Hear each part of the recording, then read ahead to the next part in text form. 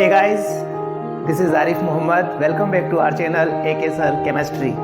आज हम एक नया चैप्टर शुरू करने जा रहे हैं और चैप्टर है सरफेस केमिस्ट्री यानी कि पृष्ठीय रसायन। तो शुरू करते हैं। सबसे पहले हम ये पता करेंगे कि व्हाट इज सरफेस केमिस्ट्री, पृष्ठीय रसायन है क्या। देखिए, अ ब्रांच ऑफ केमिस्ट्री, पृष्ठीय रसायन क्या है? एक रसायन विज्ञान की शाखा है, ब्रांच है, in which deals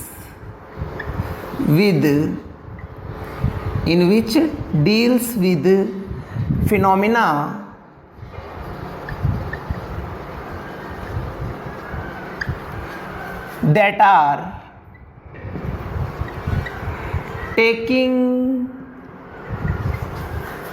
that are taking place on surface of substance। Surface chemistry क्या है? A branch of chemistry in which deals with phenomenons that are taking place on surface of substances. यानी यह एक रसायन विज्ञान की शाखा है जिसमें पदार्थों के पृष्ठ के गुणों का अध्ययन किया जाता है। पृष्ठीय रसायन रसायन विज्ञान की शाखा है जिसमें पदार्थ के पृष्ठ के गुणों का अध्ययन किया जाता है। ठीक बात है, डिफाइन कर दिया हमने कि सरफेस केमिस्ट्री क्या होती है। केमिस्ट्री की ब्रांच है जिसमें कोई भी मैटर है, सब्सटेंस है, उसके पृष्ठ का अध्ययन करते हैं। पर सबसे बड़ी पहली बात यहाँ पे ये आती है कि पृष्ठ होता क्या है, सरफेस कहते किसे हैं, इस चीज़ को अपन समझेंगे। ठीक है, तो इसे राइट डाउन कर लें इस डेफिनेशन को, फिर आगे चलते हैं अपन। ओके, यहाँ पे सरफेस वर्ड को अपन एनालिसिस करते हैं कि सरफेस होता क्या है। देखिए,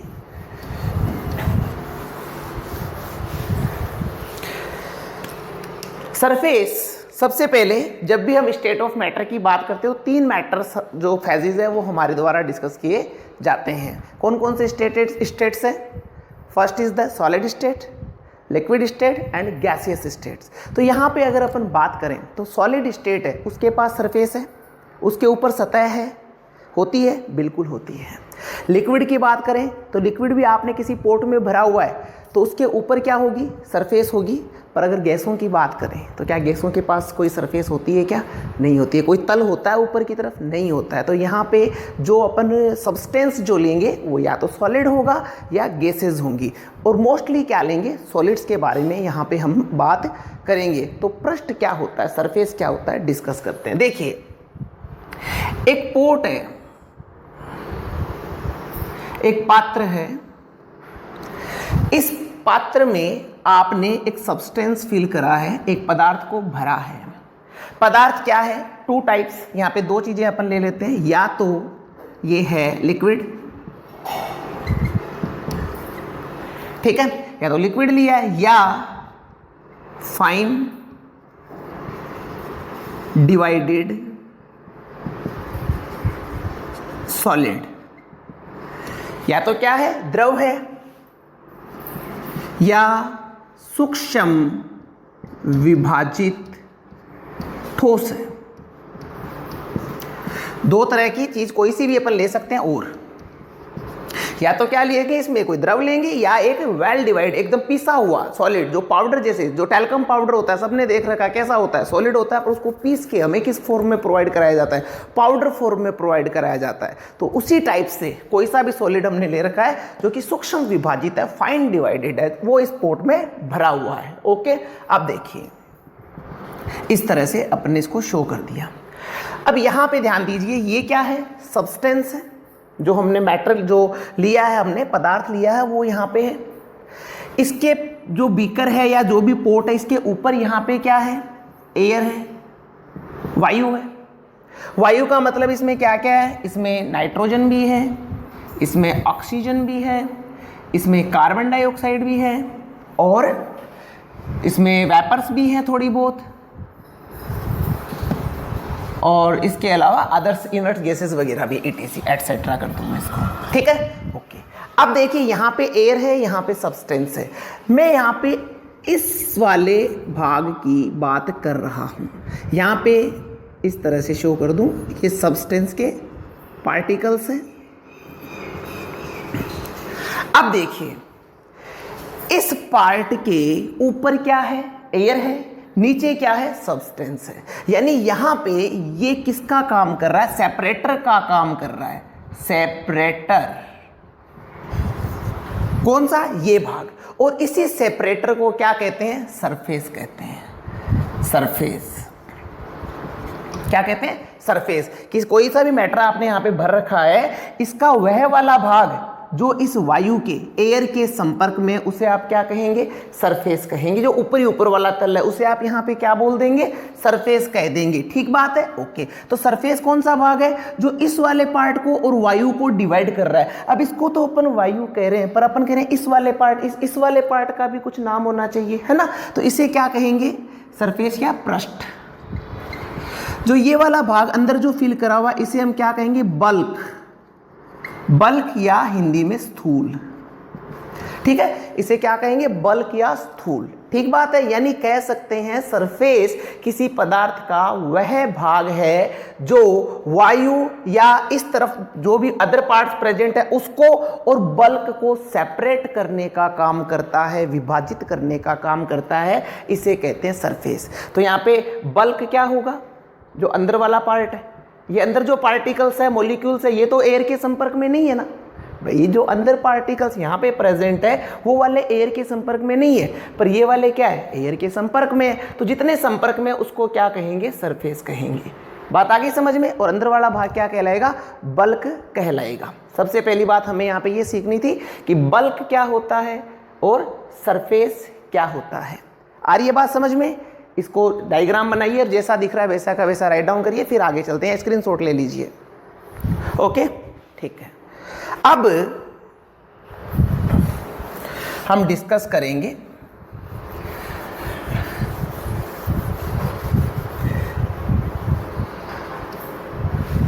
इसी सब्सटेंस को जो हमने शो कर रखा है।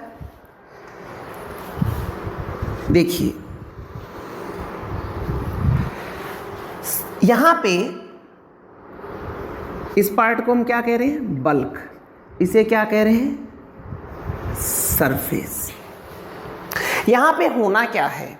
कोई पदार्थ अगर ये सॉलिड है तो जो अदर पदार्थ है वो लिक्विड और गैस हो सकता है, और अगर ये लिक्विड है तो लिक्विड भी हो सकता है। ठीक बात है, ओके। तो यहां पे देखिए, यदि कोई अदर सब्सटेंस कोई अन्य पदार्थ, this is the one substance, ये हमारा पहला सब्सटेंस है, और कोई अदर सब्सटेंस, कोई दूसरा सब्सटेंस यदि आए और आकर कहां पे कलेक्ट हो जाए? इसके सरफेस पे, इसकी सरफेस पे कलेक्ट हो जाए, अकोमुलेट हो जाए, अटैच हो जाए। कोई अदर सब्सटेंस यदि यहां पे हमने जो सरफेस शो करा है उस सरफेस पे अटैच हो जाए, इस पे कलेक्ट हो जाए, इस पे अकोमुलेट हो जाए, तो इस एक तो पहली कंडीशन क्या हुआ? सरफेस पे, ऑन सरफेस। सब्सटेंस क्या हुआ? केवल सरफेस पे यहां पे अटैच हो गया, फर्स्ट कंडीशन। सेकंड, कोई अदर सब्सटेंस आए, इसमें एंटर करे। यहां पे फर्स्ट कंडीशन देख लीजिए, इसने एंटर नहीं किया है, अंदर नहीं गया है। दूसरा सब्सटेंस क्या आ रहा है? इस सब्सटेंस के पास, हमारे वाला जो ये शो कर रखा है, इसके पास आया और इसके अंदर एंटर हो गया। एंटर होके पूरा का पूरा बल्क और सरफेस पे यूनिफॉर्मली, समान रूप से वितरित हो गया। यानी सरफेस पे और स्थूल पे, पृष्ठ और स्थूल, सरफेस और बल्क दोनों पर समान रूप से वितरित हो गया। Second condition. सेकेंड कंडीशन, इन दोनों पर यूनिफॉर्मली डिस्ट्रीब्यूटेड, समान रूप से वितरित, समान रूप से वितरित हो गया। ठीक है, ओके। तो दोनों कंडीशन में डिफरेंस है ना। फर्स्ट में तो क्या आया था और सरफेस पे कलेक्ट हो गया था, अटैच हो गया था। दूसरी में क्या आया, एंटर हुआ और पूरा का पूरा जो आपका ये वाला सब्सटेंस है इस पूरे में समान रूप से वितरित हो गया। तो ये दोनों घटनाएं डिफरेंट है, ये दोनों फिनोमिना डिफरेंट है। क्या डिफरेंस है? जो फर्स्ट कंडीशन हमने बोली है जिसमें केवल अदर सब्सटेंस इस सब्सटेंस की सरफेस पे अटैच हुआ है उसे कहते हैं एडसॉर्प्शन। एडसॉर्प्शन यानी कि अधिशोषण। क्या कहेंगे इसे? अधिशोषण। और सेकंड कंडीशन जो हमने बोली है कि इसके आया और इसके एंटर होके समान रूप से वितरित हो गया उसे कहते हैं एब्सॉर्प्शन। एब्सॉर्प्शन। ठीक है, तो सबसे पहले हम यहाँ पे डिस्कस करने वाले हैं एडसॉर्प्शन, अधिशोषण क्या होता है। बात करते हैं, एब्सॉर्प्शन भी करेंगे, बाद में करेंगे, पहले एडसॉर्प्शन डिस्कस करते हैं अपन। एडसॉर्प्शन,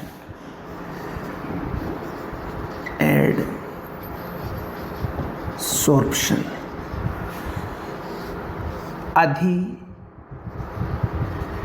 शोषण क्या होता है पूरा कंप्लीट देखेंगे। अधिशोषण किसे कहते हैं?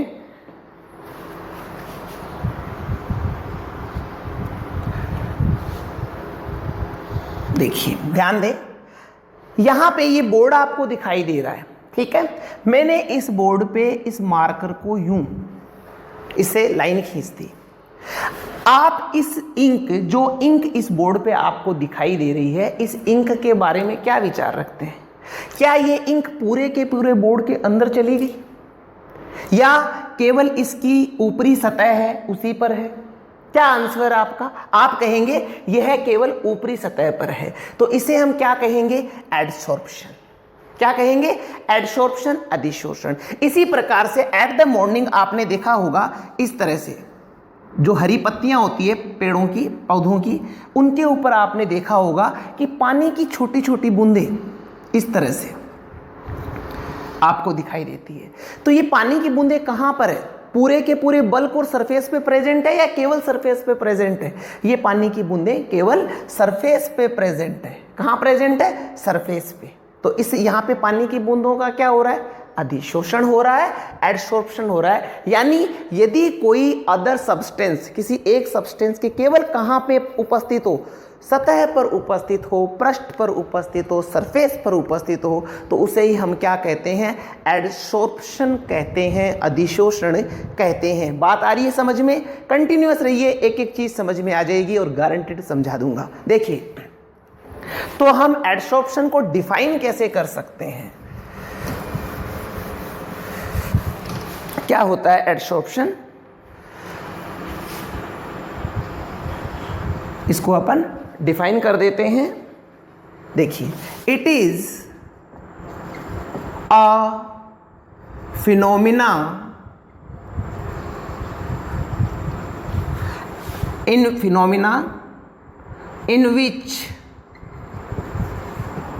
in which on the substance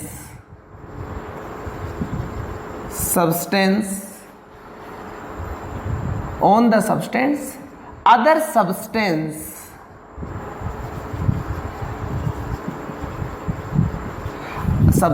accumulate on the surface of substance। क्या कह रहा है? It is a phenomena in which on the substance on the key जगह लिखते हैं on one substance other substance accumulates on the surface of substance, accumulates on the surface of substance, ये हम लिख सकते हैं। यानी कि क्या हो रहा है कि एक सब्सटेंस दूसरे सब्सटेंस की सरफेस पे एक्यूमुलेट हो रहा है, यानी और जब किसी द्रव अथवा गैस को किसी ठोस पदार्थ के संपर्क में रखा जाए तो ये मीन्स ये द्रव या गैस, ये ठोस के स्थूल मीन्स बल्क, स्थूल की तुलना में पृष्ठ पर अधिक मात्रा में संचित हो तो इस प्रक्रम को अधिशोषण कहते हैं। जब किसी द्रव अथवा गैस को किसी ठोस पदार्थ के संपर्क में रखा जाए तो ये ठोस के स्थूल की तुलना में पृष्ठ पर अधिक मात्रा में संचित हो तो इस प्रक्रम को अधिशोषण कहते हैं। बात आ रही है समझ में? अभी जो हमने बताया था क्या हुआ था, एक पदार्थ आया था और केवल कहाँ पे कलेक्ट हुआ था, कहाँ पे अटैच हुआ था, सरफेस पे अटैच हुआ था। ये मार्कर से जो मैंने लिख रखा कहाँ पर है, बोर्ड के पृष्ठ पर है, सतह पर है। इसे ही हम क्या कहते हैं, एडसोर्प्शन कहते हैं। ठीक है, तो ये है एडसोर्प्शन, केवल सरफेस पे होने वाला फिनोमिना, केवल पृष्ठ पे होने वाला प्रक्रम ही अधिशोषण कहलाता है। बात करते हैं अधिशोषण। पहला टॉपिक हमारा सरफेस केमिस्ट्री का अधिशोषण ही है, एडसॉर्प्शन ही है, जिसे हमने डिटेल में स्टडी करना है। चलिए आगे चलते हैं, इसे राइट डाउन करिए, स्क्रीनशॉट ले लीजिए। चलें, ओके। देन एडसॉर्प्शन से रिलेटेड कुछ टर्म्स हमें डिस्कस करनी है। अब हम क्या बात करेंगे कि एडसॉर्प्शन से रिलेटेड क्या क्या टर्म्स यूज की जाती है। टर्म्स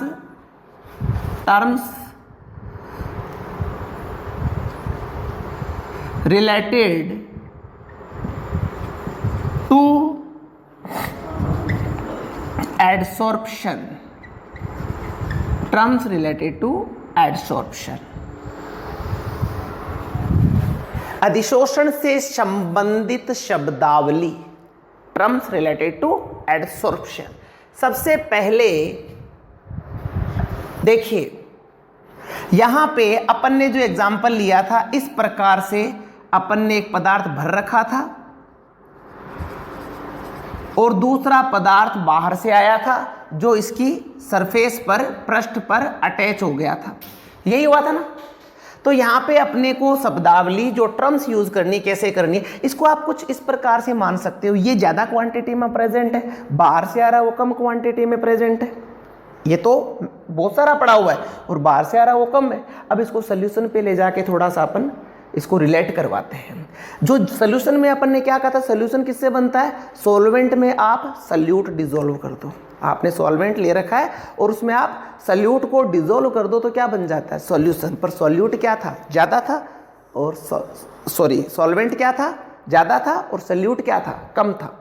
जो अधिक होता है उसको आप क्या बोल रहे हो, सॉल्वेंट, और जो कम है उसको क्या बोल रहे हो, सल्यूट। तो इसी प्रकार से यहाँ पे ये क्या है, ये अधिक है, और जो बाहर से पदार्थ आके यहाँ पे अटैच हो रहा है वो क्या है, कम है। सॉल्यूशन में आपने के अकॉर्डिंग कहें तो इसे क्या कहें, सॉल्वेंट, और इसे क्या कहें, सल्यूट। ठीक है, ये टर्म्स यूज करी थी, वेंट और ये यूट। ये आपको यहाँ पे थोड़ा सा इंडिकेशन देगा याद रखने के लिए। तो सॉल्वेंट की जगह यहाँ पे जो आप यहाँ पे जो बल्क है, इस जो पूरा का पूरा ये वाला जो बल्क और सरफेस जो बना हुआ है जिससे, उसको आप क्या कहेंगे, adsorbent. Adsorbent,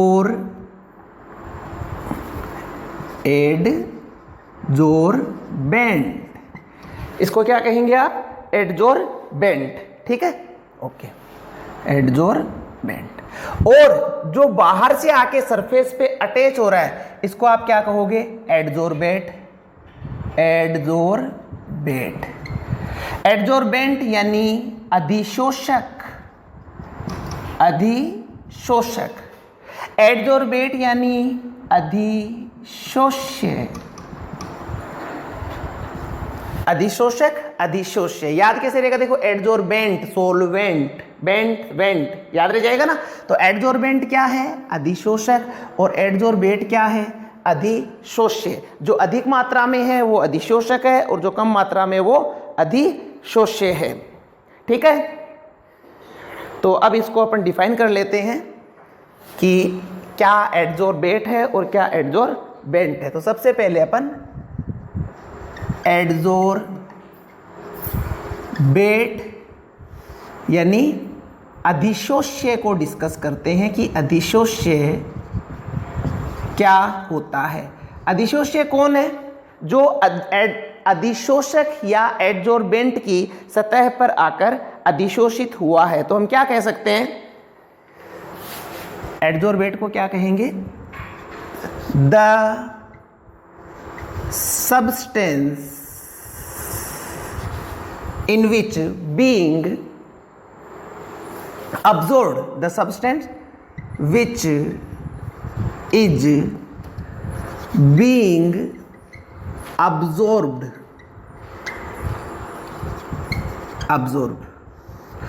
the substance which is being absorbed. देखिए एडजोर्बेट क्या है? वह सब्सटेंस, वह पदार्थ है जिसका अधिशोषण हुआ है या जो अधिशोषित हुआ है। The substance which is being adsorbed, जिसका अधिशोषण होगा, या मैं कहूं जो अधिशोषक की सतह पर अधिशोषित हुआ है। क्या बोले इसे? वह पदार्थ जो अधिशोषक, वह पदार्थ जो अधिशोषित, वह पदार्थ जो अधिशोषित होता है,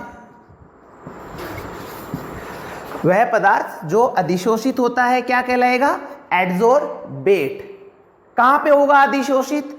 इसकी सतह पर। ये कौन है? एडजोर्बेंट या अधिशोषक। तो अधिशोषक को भी इसी प्रकार से डिफाइन कर देते हैं हम। यहीं पे कर दूं। एडजोर्बेंट क्या होगा? एडजोर्बेंट या अधिशोषक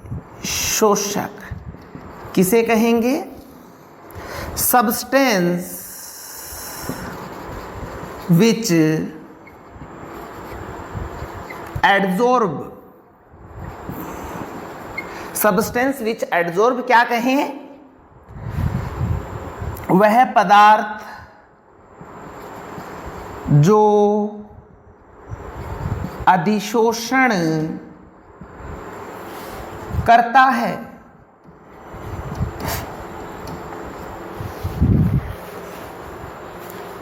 जो अधिशोषण करता है, या यहां पे आप ये भी कह सकते हो जो अधिशोषित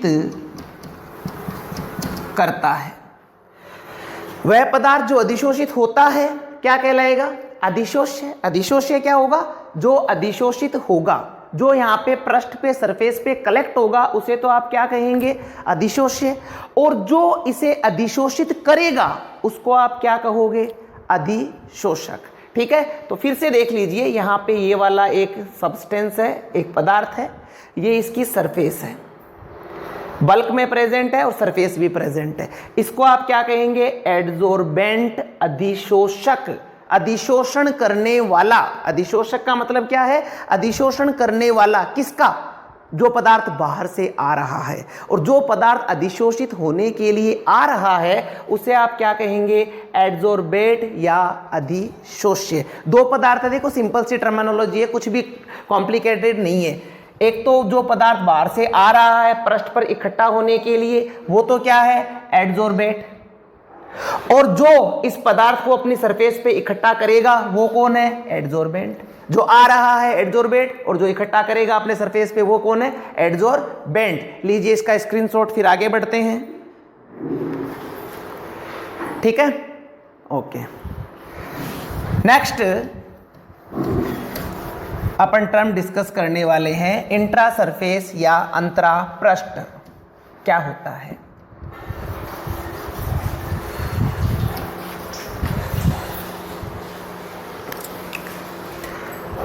इंट्रा सरफेस और अंतरा पृष्ठ। ध्यान दें, अभी जो हमने डिस्कस किया था एग्जाम्पल इस प्रकार से, ये कौन है? एडजॉर्बेंट। बाहर से आ रहा है कौन है? एडजॉर्बेट। ठीक है, अब बताइए एडजॉर्बेट कहां पे कलेक्ट होगा? पूरे के पूरे बल्क में सरफेस पे होगा या केवल सरफेस पे होगा? हम डिस्कस एडसॉर्प्शन कर रहे हैं, तो कहां पे कलेक्ट होगा? सरफेस पे कलेक्ट होगा। मान लीजिए इतने पार्ट में कलेक्ट हो गया, पूरे में तो बल्क में तो नहीं जाएगा ना, नहीं जाएगा, यहां पे कलेक्ट हो गया। तो जितने एडजॉर्बेंट की पृष्ठ के जितने भाग में एडजॉर्बेट इकट्ठा होता है, ये क्या है? एडजॉर्बेंट का पृष्ठ है। और इस पृष्ठ के जितने भाग में एडजॉर्बेट कलेक्ट होता है, जैसे इतने भाग में मान लीजिए कलेक्ट हो गया, तो ये वाला पार्टी क्या कहलाएगा? अंतरा पृष्ठ कहलाएगा। एडजॉर्बेंट पे कौन आ रहा है? एडजॉर्बेट। कहां पे कलेक्ट हो रहा है? सरफेस पे कलेक्ट हो रहा है। कितने भाग में कलेक्ट हो रहा है? इतने भाग में हो रहा है, तो इसे ही क्या कहेंगे? अंतरा पृष्ठ कहेंगे। ठीक है, तो अंतरा पृष्ठ क्या है? अधिशोषक की सतह का वह भाग जितने भाग में अधिशोष्य का अधिशोषण होता है, अंतरा पृष्ठ कहलाता है। ओके, आ रही है बात समझ में? ठीक है, आगे देखिए। नेक्स्ट हम बात करेंगे एक्टिव सेंटर की। सक्रिय केंद्र, या इसे क्या कहें? Active centre. एक्टिव सेंटर्स, सक्रिय केंद्र या एक्टिव सेंटर्स क्या है? अभी हमने अंतरा पृष्ठ शो किया था, ये वाला अंतरा पृष्ठ। इस अंतरा पृष्ठ में कुछ फ्री वैलेंसीज प्रेजेंट होंगी। फ्री वैलेंसीज मुक्त संयोजकताएं। फ्री वैलेंसी यानी मुक्त संयोजकता। मुक्त संयोजकता, फ्री वैलेंसीज प्रेजेंट होगी। और इन फ्री वैलेंसी का ये यूज किस में करेगा? जब एडजॉर्बेट के साथ में केमिकल बॉन्डिंग करेगा, तो केमिकल बॉन्डिंग में क्या करेगा? फ्री, भाई यहाँ पे अगर रासायनिक क्रिया हो रही है, केमिकल प्रोसेस हो रही है, तो जो बाहर से एडजॉर्बेट आ रहा है वो एडजॉर्बेंट के कहाँ पे क्रिया करेगा, कहाँ पे प्रोसेस करेगा? जहाँ पे फ्री वैलेंसी प्रेजेंट है, जहाँ पे कुछ ना कुछ चार्ज प्रेजेंट है, तो वहाँ पे क्या करेगा? ये जो मुक्त संयोजकता है आपको इस अंतरा पृष्ठ पे दिख रही है, इन्हीं को कहते हैं सक्रिय केंद्र। क्या कहलाती है ये? Active centre. एक्टिव सेंटर, या इसी को क्या कहते हैं? सक्रिय केंद्र। क्यों कह रहे हैं सक्रिय केंद्र? क्योंकि एडजॉर्बेट इन्हीं केंद्रों पर आकर क्या हो रहा है? अधिशोषित हो रहा है, एडजॉर्ब हो रहा है। समझ में आ रही है बात कि फ्री सेंटर्स क्या होंगे, एक्टिव सेंटर्स क्या होंगे, या किसे कहेंगे? अंतरा पृष्ठ के वे स्थल, वे साइट्स जहां पर मुक्त संयोजकताएं उपस्थित होती हैं। अंतरा पृष्ठ की वे स्थल जहां पर मुक्त संयोजकताएं उपस्थित होती हैं, एक्टिव सेंटर या सक्रिय केंद्र कहलाते हैं। ठीक है, ओके। आगे नेक्स्ट हम टर्म डिस्कस करने वाले हैं पॉजिटिव एडसॉर्प्शन। पॉजिटिव एडसॉर्प्शन, धनात्मक अधिशोषण।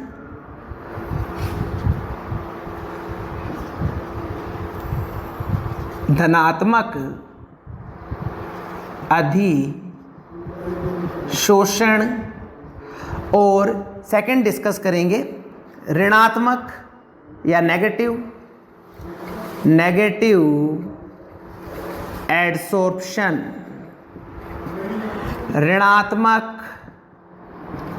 अधिशोषण। ये क्या है समझने की कोशिश करते हैं इसे। धनात्मक और ऋणात्मक अधिशोषण क्या है? देखिए ध्यान दें, आपके पास में ये एक एडजोर्बेट है, एडजोर्बेंट, एडजोर्बेंट यानी अधिशोषक है, और इस पर एडजोर्बेंट आकर क्या हो रहा है? एडजोर्बेट आकर अधिशोष्य आकर क्या होगा? अधिशोषित होगा। कहाँ पे अधिशोषण की क्रिया चल रही है? अब देखिए इसको समझने की कोशिश करते हैं। मान लीजिए ये एडजोर्बेट है, बेंट है ब्लू कलर का। कैसे कलर का है ये? ब्लू कलर का है। मेरे पास कलर अभी है नहीं वरना मैं शो कर देता। ब्लू कलर का, और ये एडजोर्बेट है, इसको आप थोड़ा सा इमेजिन कर लें येलो कलर का। कैसा कलर है इसका? येलो कलर का। अगर जब ये एडजोर्बेट आकर यहाँ पे एडजोर्ब हो, यहाँ पे अधिशोषित हो, और आपको यहाँ पे पृष्ठ पे, ये वाला भाग कौन सा है? पृष्ठीय भाग है ना। इस पृष्ठीय भाग पर आपको केवल कौन सा कलर दिखाई दे? येलो। देखो एडसॉर्प्शन की क्रिया हुई, एडजोर्बेट आकर यहाँ पर एडजोर्ब हुआ, किस कलर का है? येलो कलर का। ये कैसा है? ब्लू कलर का। अगर इसके एडसॉर्प्शन के पश्चात आपको यहां पर केवल येलो कलर दिखाई दे, केवल पीला रंग दिखाई दे, यानी ये कैसा है? ब्लू कलर, ये कलर आपको नहीं दिख रहा है, केवल यहां पे कैसा कलर दिखाई दे रहा है? येलो कलर दिखाई दे रहा है, तो आप ऐसे एडसॉर्प्शन को क्या कहेंगे? Positive adsorption. क्यों कहेंगे पॉजिटिव एडसॉर्प्शन? क्योंकि यहां पर ये वाला पार्ट कौन सा है? सरफेस। ये वाला पार्ट कौन सा है? बल्क।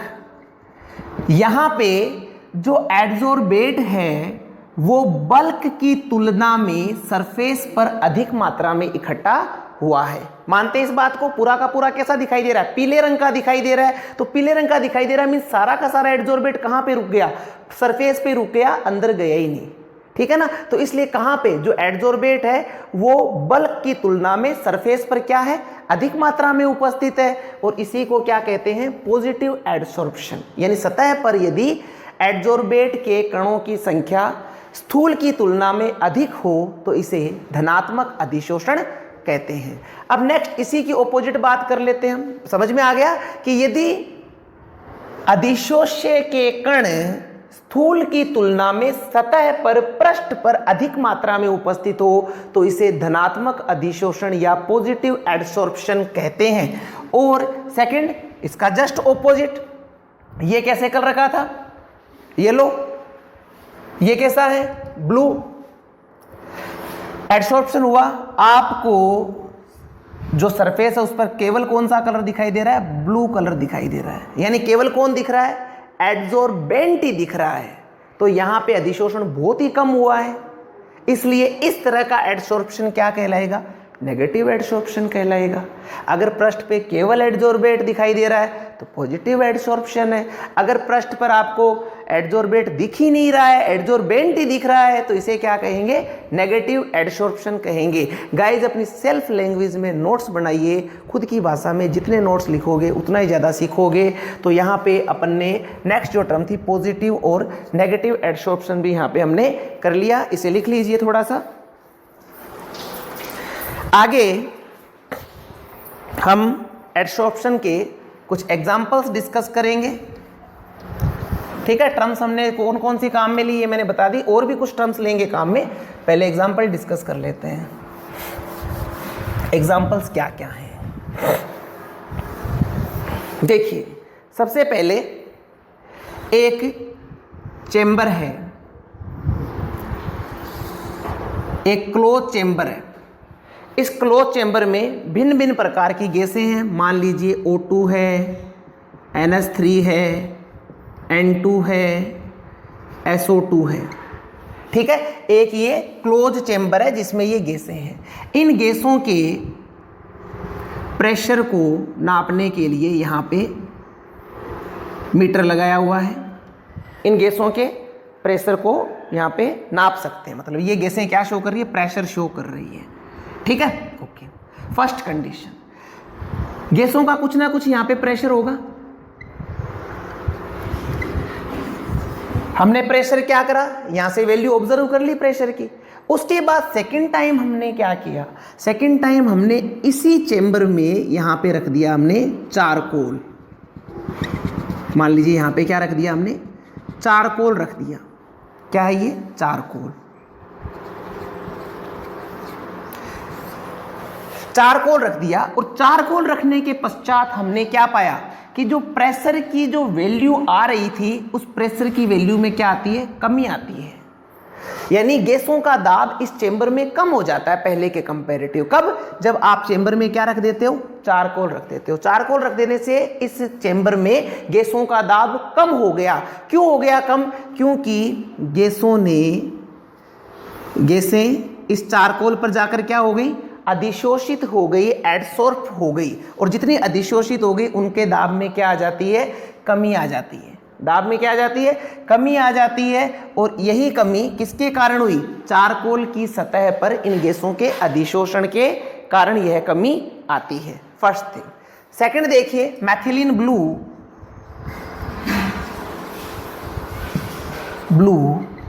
एक कार्बनिक डाई, ऑर्गेनिक डाई है, ऑर्गेनिक डाई, कार्बनिक रंजक है।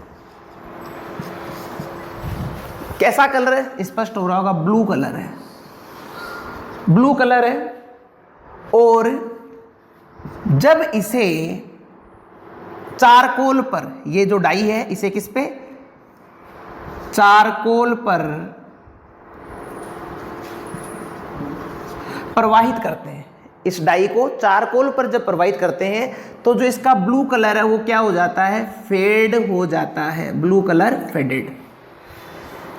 मैथिलीन ब्लू कलर की डाई थी, चारकोल पर जब इसको प्रवाहित किया गया तो इसका ब्लू कलर फेड हो गया। तो चारकोल ने क्या किया, पूरे के पूरे ब्लू कलर को क्या कर लिया, एडजॉर्ब कर लिया, अधिशोषित कर लिया। ठीक बात है, ओके। इसी प्रकार से देखिए, हाइड्रोजनीकरण जो क्रिया होती है अपन सब जानते हैं किस प्रकार से कराई जाती है। हाइड्रोजन गैस का योग करवाया जाता है, एडिशन करवाया जाता है। किसकी प्रेजेंट में करवाया जाता है, फाइनली डिवाइडेड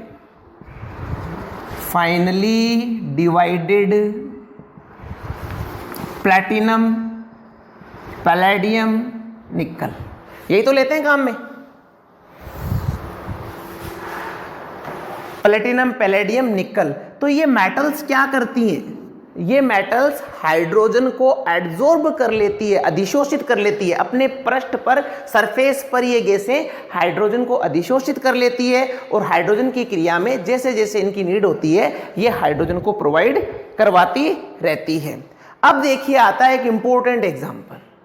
3 एग्जाम्पल हो गए। एक तो यहाँ पे प्रेशर कम हो गया था, किसके कारण, चारकोल के कारण, क्योंकि चारकोल ने गैसों को अधिशोषित कर लिया था। मैथिलीन ब्लू का रंग उड़ चुका है क्योंकि चारकोल ने ब्लू कलर को अधिशोषित कर लिया। यहाँ पे प्लैटिनम, पैलेडियम, निकल भी क्या कर रही है, हाइड्रोजन को अधिशोषित कर रही है। नेक्स्ट एग्जाम्पल देखिए, इंपॉर्टेंट डेली लाइफ के लिए, एग्जाम के लिए नहीं, एग्जाम में भी पूछा जा सकता है पर डेली लाइफ में आप देखते हो। देखिए, आपने एक थर्मस या एक वाटर बोतल, बहुत सारी चीज़ों में होता है पर जनरली जहाँ पर देखते हैं, एक छोटा सा पाउच निकला था क्या, एक छोटी सी थैली पैक करी हुई बोतल के अंदर से निकली थी, बिल्कुल निकली थी। वो किसकी होती है, सिलिका जेल। उसमें क्या भरा हुआ होता है, सिलिका जेल भरा हुआ होता है। जो छोटी सी थैली निकली ना अंदर से, उसमें सिलिका जेल भरा हुआ होता है। वो थैली क्यों रखी जाती है उसके बारे में बात करते हैं। देखिए, इलेक्ट्रॉनिक मटेरियल होता है, जैसे लैपटॉप हो गए, उनमें भी रखी जाती है। इसके अलावा पानी की बोतल्स हो गई, वहाँ पे भी रखी जाती है। शूज़, जूते हो गए, वहाँ पे भी रखी जाती है। ठीक है, तो क्यों रखी जाती है, बात ये है। सिलिका जेल की नेचर होती है कैसी, ये वाटर को क्या कर लेती है, एड्जॉर्ब कर लेती है। वाटर को क्या कर लेती है, अधिशोषित कर लेती है, एड्जॉर्ब कर लेती है। और इसकी इसी नेचर के कारण अगर आसपास में जल उपस्थित होगा, पानी उपस्थित होगा, मॉइस्चर उपस्थित होगी, नमी, तो ये नमी को क्या करेगा, अधिशोषित कर लेगा। केवल कहाँ पे, सतह पे, जो इसकी सरफेस है उसी पे तो करेगा, अंदर तो जाएगा नहीं क्योंकि एडसॉर्प्शन होना है। ठीक है, तो सतह पे अधिशोषित कर लेगा। उससे होगा क्या, जैसे पानी की बोतल है, मान लीजिए उसमें थोड़ा बहुत मॉइस्चर प्रेजेंट होता, तो मॉइस्चर प्रेजेंट होने के कारण उसमें फंगल, बैक्टीरियल कुछ भी हो सकता था, तो उसके कारण से उसमें से क्या आती, एक अजीब सी बदबू आती। और अगर आप पानी की बोतल खोलें और आप वहाँ पे बदबू देखें तो आपके एक्सप्रेशन क्या होंगे आप खुद समझ सकते हैं। इसलिए वहाँ पे क्या करा, सिलिका जेल रख दिया गया ताकि सिलिका जेल उसमें उपस्थित पूरे के पूरे मॉइस्चर को क्या कर ले, अधिशोषित कर ले, ताकि पानी की बोतल से बदबू नहीं आए। इसी प्रकार से जो प्रीशियस इलेक्ट्रॉनिक आइटम होते हैं वहाँ पे भी रखी जाती है। क्यों रखी जाती है?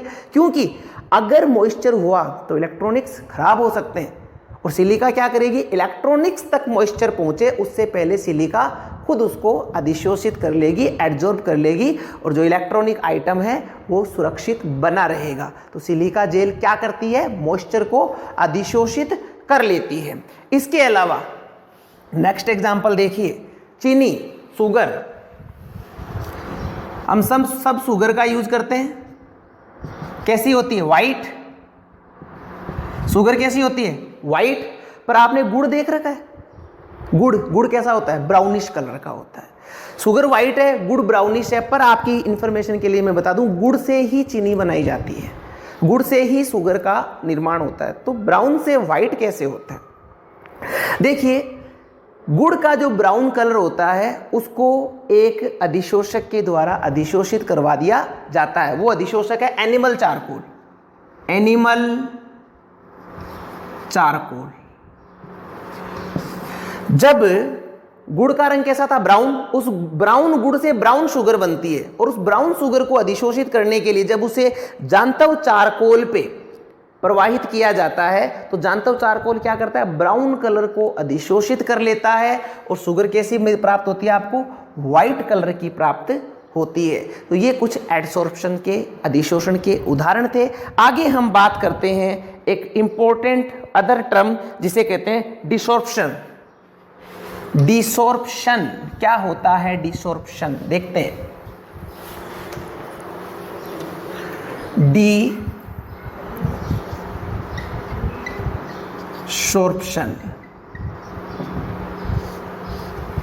विशोषण,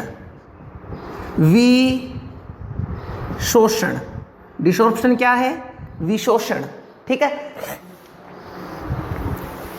यानी कि removal of adsorbate from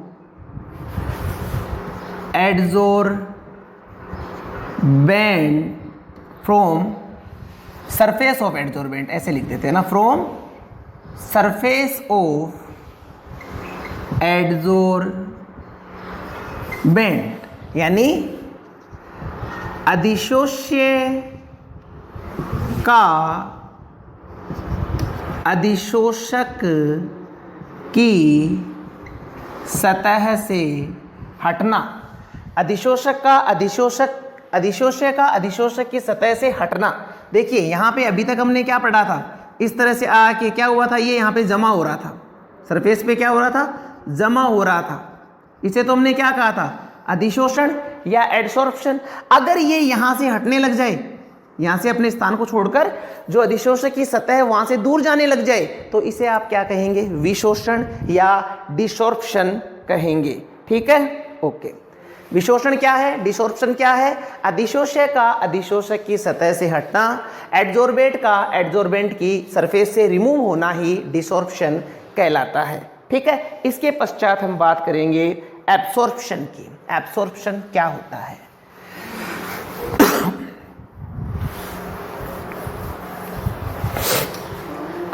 absorption, absorption.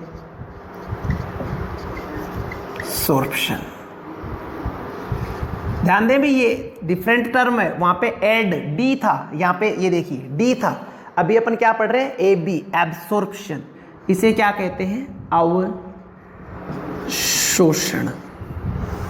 अवशोषण, अवशोषण क्या होता है, आप एक स्पंज लीजिए और इस स्पंज को आप पानी में डुबो दीजिए, वाटर में डुबो दीजिए, तो स्पंज क्या करेगा, पूरे के पूरे जल को अधिशोषित, अपने अंदर अवशोषित कर लेगा। अब देखिए अधिशोषण और अवशोषण में क्या फर्क है। अधिशोषण केवल कहाँ हुआ था, सरफेस पे हुआ था। अवशोषण क्या होगा, सरफेस और स्थूल दोनों में समान रूप से पदार्थ उपस्थित होगा। जो पदार्थ एंटर कर रहा है वो सरफेस पे भी प्रेजेंट होगा और बल्क में भी प्रेजेंट होगा। तो इसे क्या कह रहे हैं? अवशोषण कह रहे हैं। कुछ एग्जाम्पल्स लेते हैं। स्पंज मैंने बता दिया, चाय सब पीते हैं और चाय के साथ बिस्किट लेना भी सबको पसंद होता है। तो चाय में जैसे ही बिस्किट को डीप करते हैं तो बिस्किट क्या करता है? चाय को अब्जॉर्ब कर लेता है, अवशोषित कर लेता है। बिस्किट के पूरी जो पार्ट होता है उस पर समान रूप से चाय उपस्थित होती है। इसके अलावा गुलाब जामुन या रसगुल्ले कहाँ डीप किए जाते हैं? चाशनी में रखे जाते हैं। भाई इनको बनाया तो सीधा जाता है, फिर इनको कहाँ रखते हैं? चाशनी में रखते हैं। तो गुलाब जामुन चाशनी को क्या करते हैं? अपने अंदर अब्जॉर्ब कर लेते हैं। ऐसा तो नहीं होता ना कि गुलाब जामुन में चाशनी बाहर से तो गुलाब जामुन मीठा था, अंदर से फीका था। पूरा का पूरा गुलाब जामुन का टेस्ट एक जैसा ही होता है। तो वहाँ पे चाशनी कहाँ उपस्थित है? पूरे गुलाब जामुन के बाहर भी है, अंदर भी उपस्थित है। उसे क्या कहेंगे? अवशोषण, एब्सॉर्प्शन कहेंगे। या चोक, जो चोक होती है उस चोक को आप जब पानी में रखते हैं, थोड़ी देर के लिए छोड़ दें तो आप क्या पाएंगे? चोक पूरे के पूरे वाटर को अब्जॉर्ब कर लेती है, अवशोषित कर लेती है। तो अवशोषण और अधिशोषण में डिफरेंस क्या है? What is the difference between adsorption और एब्सॉर्प्शन? दोनों में अंतर क्या है? अंतर यही है कि एडसॉर्प्शन केवल सरफेस पे होता है, जबकि अवशोषण या एब्सॉर्प्शन पृष्ठ और स्थूल पर समान रूप से होता है। तो क्या होता है? लिख देते हैं absorption, a phenomena in which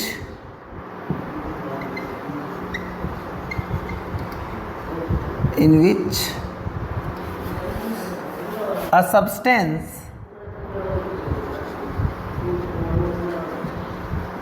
enter into another substance and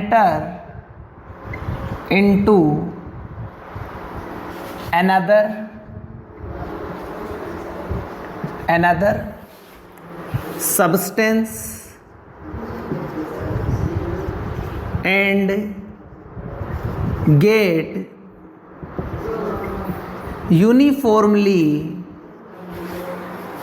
distributed throughout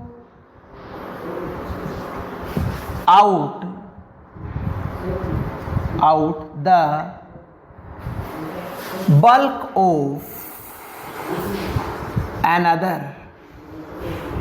bulk of another, यानी वह प्रक्रम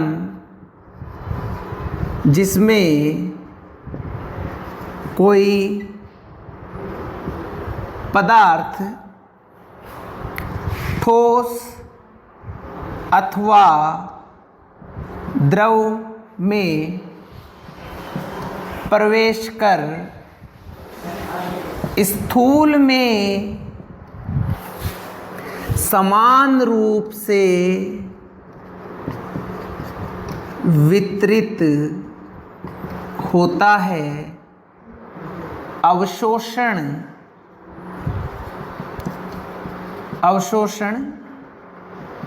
कहलाता है। ठीक है, तो अवशोषण की डेफिनेशन हो गई, a phenomena in which a substance enter into another substance and get uniformly distributed throughout the bulk of another, वह प्रक्रम जिसमें कोई पदार्थ ठोस अथवा द्रव में प्रवेश कर स्थूल में समान रूप से वितरित होता है, अवशोषण कहलाता है। तो ये हो गया आपके एब्सॉर्प्शन की डेफिनेशन। एग्जाम्पल मैंने आपको पहले ही बता दिए हैं, तो इसको राइट डाउन कर लीजिए, स्क्रीनशॉट ले लीजिए। ठीक है, ओके, मिटा दें इसे। चलो आगे अपन इन दोनों में डिफरेंस करेंगे, इनमें अंतर क्या है, कंपैरेटिव तुलना कर लेते हैं इनकी, एडसॉर्प्शन और एब्सॉर्प्शन की। आता है एग्जाम में क्वेश्चन ये, distinction between adsorption and absorption।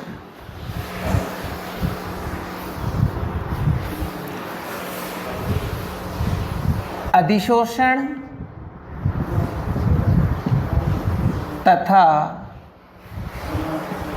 अवशोषण में अंतर, अधिशोषण तथा अवशोषण में अंतर। तो देखिए एक तरफ अपन एब्सॉर्प्शन ले लेते हैं, दूसरी तरफ हम एडसॉर्प्शन ले लेते हैं। यहाँ पे बार बार लिखने की तो जरूरत नहीं है ना, अवशोषण और अधिशोषण एक बार बता दिया वही है, ठीक है। सबसे पहले एब्सॉर्प्शन, फर्स्ट डिफरेंस करते हैं। ये कहाँ पे होता है? बल्क में भी होता है, और ये केवल कहाँ होता है? सरफेस में भी होता है। तो अधिशोषण क्या है? ए बल्क फिनोमिनन, स्थूल प्रक्रम, स्थूल प्रक्रम। और ये क्या है? सरफेस फिनोमिनन, पृष्ठीय प्रक्रम। दोनों में डिफरेंस क्या हो गया? एब्सॉर्प्शन बल्क में होने वाला है और ये सरफेस पर होने वाला प्रक्रम है, जो अपन ने डिस्कस कर लिया है। सेकंड देखिए, यूनिफॉर्म डिस्ट्रीब्यूशन, यानी इसमें क्या होता है? समान वितरण। जो पदार्थ एंटर करा था उसका वितरण क्या होता है? समान वितरण होता है। और यहाँ पे non uniform, non uniform distribution, असमान वितरण। सतह पे ही होता है, जो पदार्थ एंटर कर रहा है वो कहाँ पे? केवल सतह पे होता है। इसमें जो पदार्थ एंटर कर रहा है समान रूप से वितरित होता है, ठीक है। ये एक्सोथर्मिक एंड एंडोथर्मिक, ऊष्माक्षेपी ऊष्माशोषी नहीं होता है, नहीं होता है। और ये एक्सोथर्मिक होता है, ऊष्माक्षेपी होता है। कैसे होता है बात करेंगे हम। एक्सोथर्मिक होता है, यानी एडसॉर्प्शन में हीट रिलीज होगी और एब्सॉर्प्शन में न तो हीट रिलीज होती है और न ही कम होती है। फिर एब्सॉर्प्शन, रेट ऑफ एब्सॉर्प्शन, अवशोषण की दर क्या रहती है? समान रहती है। रेट ऑफ एब्सॉर्प्शन समान रहती है, यानी यूनिफॉर्म होती है। जबकि एडसॉर्प्शन में क्या कहेंगे? Rate of adsorption at begin rapidly, at begin rapidly, यानी क्या होता है? प्रारंभ में तीव्र, प्रारंभ में क्या है? तीव्र। आफ्टर एट फ्लो, बाद में धीमी। कारण भी सुन लीजिए, एडसॉर्प्शन कहाँ होता है? सरफेस पर होता है। अब सरफेस बिगिन में तो क्या थी? फ्री पड़ी हुई थी, इसलिए खूब सारे पार्टिकल्स क्या हो गए? अधिशोषित हो गए। पर जैसे जैसे अधिशोषित हो गए जगह क्या हो गई? रुक गई। तो बाद में अधिशोषण की क्रिया क्या होगी? धीमी हो जाएगी, ठीक है। ये depends on, not depend on, absorption है ना, नॉट डिपेंड ऑन सरफेस, पृष्ठ पर निर्भर नहीं करती है, पृष्ठ पर निर्भर नहीं करती है। और ये डिपेंड्स ऑन सरफेस, पृष्ठ पर निर्भर करती हैं। इनके एग्जाम्पल भी बता दूं मैं आपको। जैसे एनहाइड्रस कैल्शियम क्लोराइड है, निर्जल CaCl2 जलवाष्प का, वेपर का अधिशोषण, अवशोषण करती है, अवशोषण करती है। जो एनहाइड्रस CaCl2 है ना, वो क्या करती है, वेपर का, मॉइस्चर का अवशोषण करती है, जबकि सिलिका जेल, अभी हमने एग्जांपल दिया था, सिलिका जेल नमी का अधिशोषण करती है। ये एग्जांपल भी ध्यान में रखिएगा, ठीक है। तो ये डिफरेंस होता है, इसका स्क्रीनशॉट लीजिए, 1 2 3 मिटा देते हैं इसे। आगे देखिए, एक टर्म और डिस्कस करेंगे,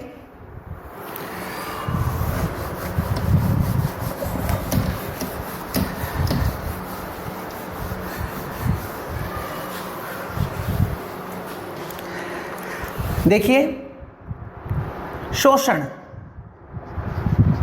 यानी सोर्प्शन, केवल शोषण, सोर्प्शन, इसमें क्या होगा, यानी शोषण वह क्रिया है जिसमें अधिशोषण और अवशोषण दोनों क्रियाएं होती है, यानी एडसोर्प्शन भी होता है और एब्सोर्प्शन भी होता है। एग्जाम्पल के तौर पे देखिए कि जैसे चारकोल है, तो चारकोल हाइड्रोजन गैस को पहले क्या करता है, अपनी सतह पे ही कलेक्ट करता है, पर धीरे धीरे समय के साथ क्या होता है, हाइड्रोजन गैस संपूर्ण जो बल्क होता है, पूरा का पूरा जो स्थूल होता है, उसमें विस्तृत होने लग जाती है और समान रूप से वितरित हो जाती है, यानी अवशोषण हो जाता है। बिगिन में क्या हुआ था, अधिशोषण, अभी क्या हो रहा है, अवशोषण, यानी दोनों प्रोसेस साथ में हो रही है, उसे ही क्या कहो गया, सोर्प्शन, यानी एडसोर्प्शन प्लस एब्सोर्प्शन, यानी अधिशोषण और अवशोषण दोनों क्रियाएं अगर साथ में होती है तो इसे ही शोषण कहते हैं। एग्जाम्पल इसका लिख लीजिएगा आप लोग कि चारकोल के द्वारा हाइड्रोजन गैस को पहले अधिशोषित किया जाता है और उसके पश्चात हाइड्रोजन गैस संपूर्ण चारकोल में विसरित हो जाती है, यानी अवशोषित हो जाती है। तो गाइज इस क्लास में इतना ही, मिलेंगे अगली क्लास में कुछ सरफेस केमिस्ट्री से रिलेटेड नई बातें लेकर। तो बने रहिए हमारे साथ में, पढ़ते रहिए। Wish you all the best, thank you.